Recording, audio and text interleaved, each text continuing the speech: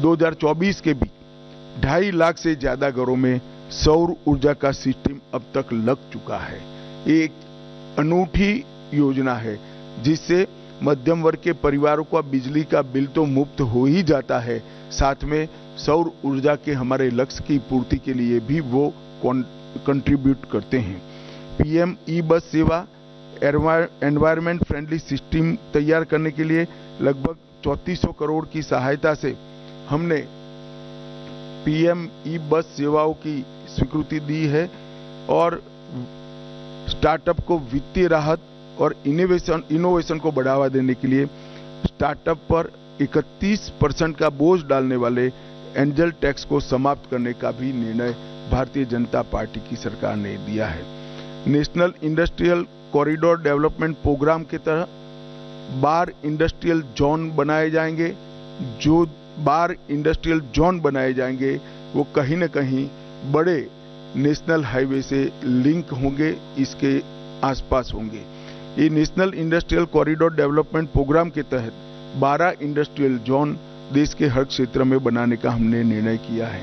सबसे महत्वपूर्ण निर्णय मध्यम वर्ग के लिए मुद्रा ऋण की सीमा 10 लाख से बढ़ाकर 20 लाख कर दी गई है। पुराने ऋण का जिन्होंने सफलतापूर्वक भुगतान किया है वो सभी को इसका फायदा मिलेगा। एमएसएमई के लिए क्रेडिट गारंटी स्कीम शुरू की गई।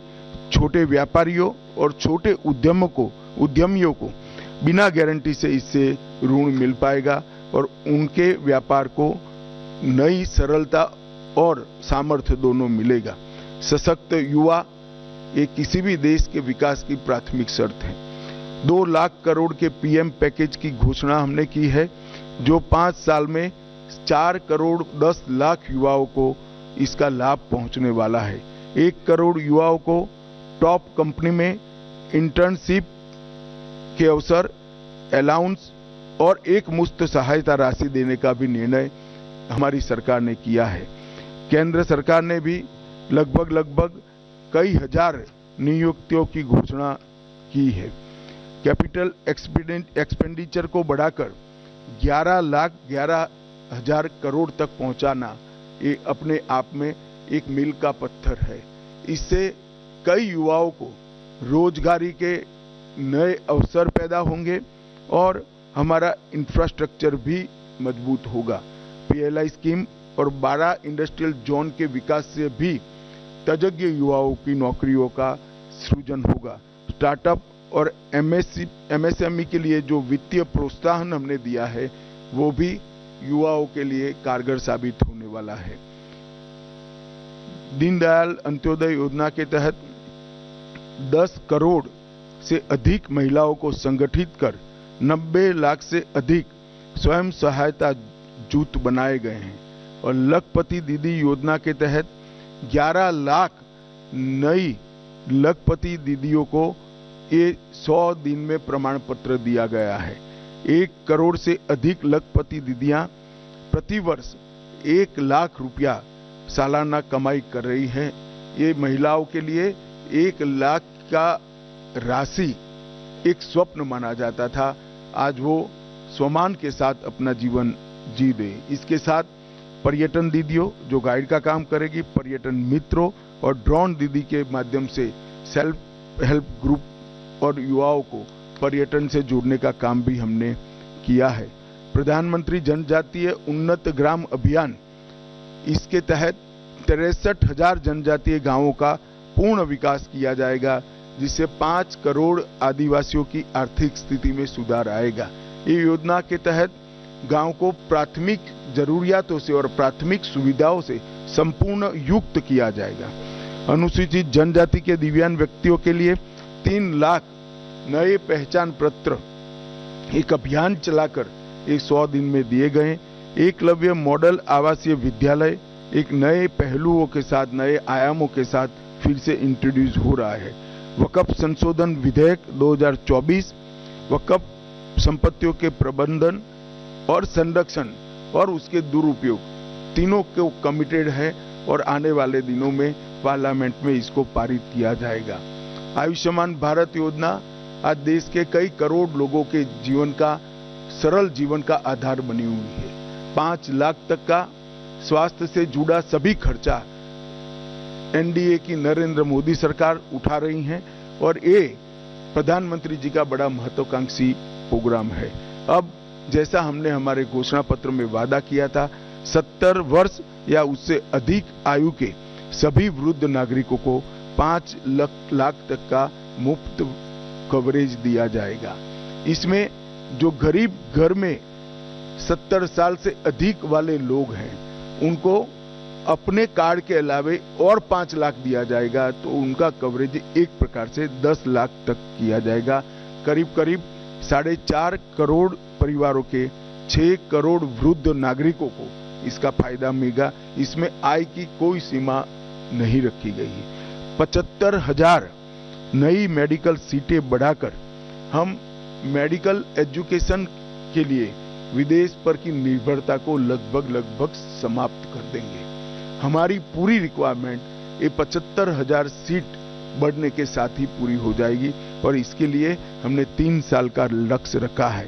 नियमित टीकाकरण के लिए, उसको डिजिटल बनाने के लिए यूविन पोर्टल भी यही 100 दिन में शुरू किया गया और देश के 1,000 करोड़ के वेंचर कैपिटल फंड की योजना भी हुई। आपदा प्रबंधन के लिए राष्ट्रीय डेटाबेस और ग्रामीण भूमि रिकॉर्ड के लिए भुवन पंचायत पोर्टल भी शुरू किया गया।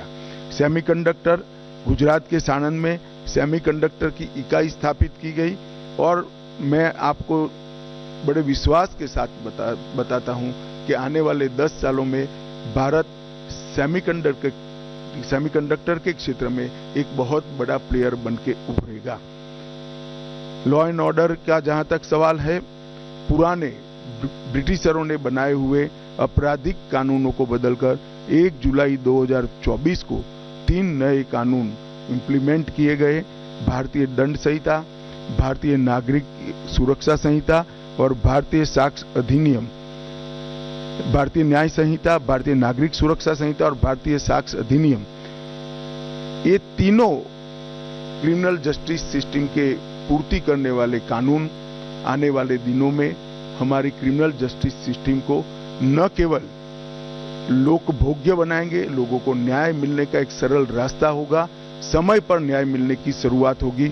और मैं बड़े विश्वास के साथ आपको बताना चाहता हूं कि 3 साल के बाद जब इसका कंप्लीट इम्प्लीमेंटेशन समाप्त होगा, हम दुनिया में सबसे आधुनिक क्रिमिनल जस्टिस सिस्टम रखने वाले देशों में से एक बन जाएंगे।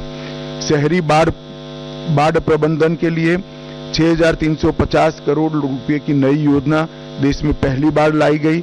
लद्दाख में 5 नए जिले बनाए गए। 25 जून को संविधान हत्या दिन मनाने का फैसला कर आने वाली पीढ़ी को इमरजेंसी जैसे काले दौर से देश को न गुजरना पड़े, इसलिए जागरूक करने का एक हमेशा के लिए प्रयास करने का निर्णय लिया गया। पूर्वोत्तर में हाइड्रो इलेक्ट्रिक परियोजनाओं की मंजूरी दी गई लगभग 4100 करोड़ रुपया के साथ, और राष्ट्रीय ग्रीन हाइड्रोजन मिशन को सेकंड ट्रेच को भी शुरू कर दिया गया। मित्रों, पीएम मोदी जी का युद्ध के बीच में रूस और यूक्रेन की महत्वपूर्ण यात्राओं को पूरी दुनिया आस के साथ नजर गड़ाकर बैठी है। पहली बार भारत में यूनेस्को की विश्व धरोहर समिति की बैठक हुई। आने वाले दिनों में इससे हमारी कई धरोहरों को वापस लाने में हमें बहुत बड़ा फायदा होने वाला है। आपदा प्रबंधन अधिनियम, इसको 2024 में लोकसभा में पेश किया गया है और मैं मानता हूं कि अर्बन फ्लड मैनेजमेंट, अग्निशमन सेवाएं, ग्लेशियर झील विस्फोट, फ्लड और अन्य डिजास्टर के मिटिगेशन के हेतु ये जो आपदा प्रबंधन अधिनियम आया है वो सब जरूरियातों को आज के दिन की पूरा करेगा और इसके लिए 12,554 करोड़ की योजना भी ये सब विशिष्ट आपदाओं के लिए निश्चित किए गए हैं। 4 सितंबर को 35 सालों के संघर्ष के बाद त्रिपुरा में NLFT और ATTF के साथ शांति समझौता किया गया। मानस हेल्पलाइन नारकोटिक्स की रोकथाम के लिए और सूचनाओं के लिए शुरू की गई। अगले 5 साल में 5000 साइबर कमांडो तैयार किए जाएंगे और साइबर अपराध के लिए सस्पेक्ट रजिस्ट्री भी तैयार की जाएगी। मित्रों, 100 दिन में इतना सारा जो काम उसको अंजाम